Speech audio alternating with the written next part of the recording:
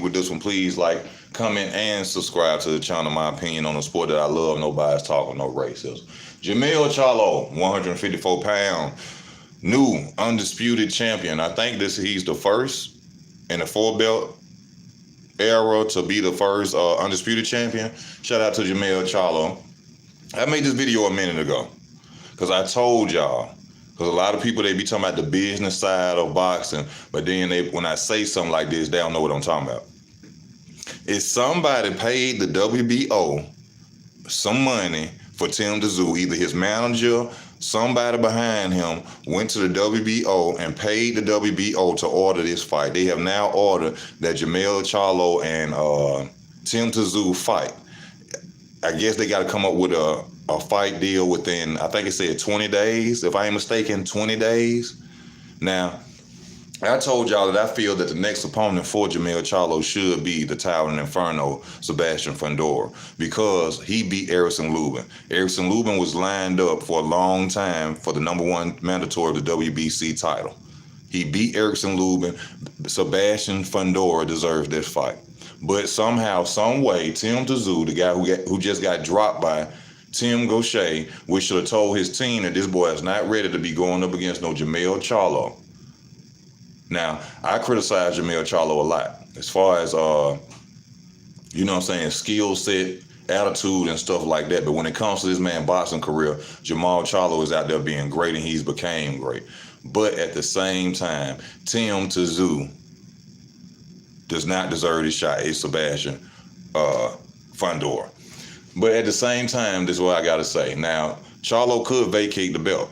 He could vacate the belt. He could keep his 3. Which one makes sense? You the undisputed champion. Him vacating the belt, to me, would seem like a duck.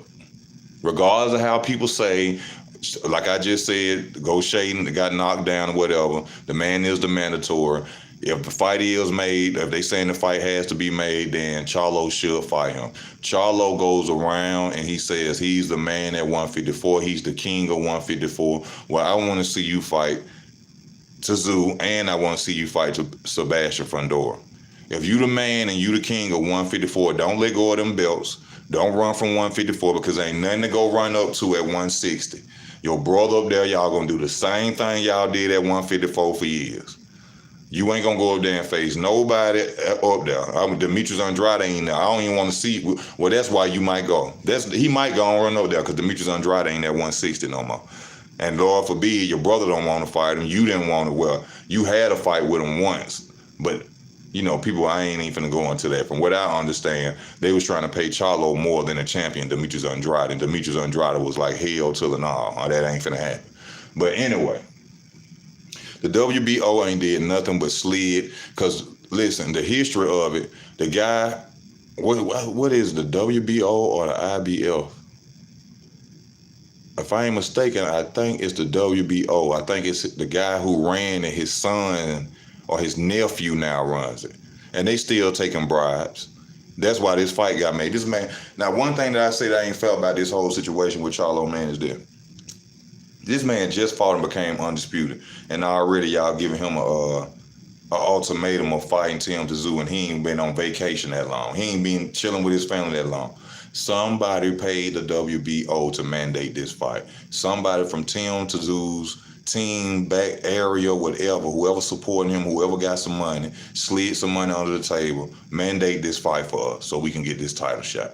That's all that happened. But I don't think it's fair for Charlo to have to go right into it. But I want Charlo to hold them titles to fight Tszyu and Sebastian Fundora. I think if you're going to say you the king at 154, you proved it by getting the belts. I give you that. I'm not saying he didn't prove that. But what I'm saying is, if you're going to be a dominant king, because ain't nothing for you at 160 but to go fight mediocre fights. Stay at 154. Then we could possibly see Spence and Crawford, or Crawford beat Spence.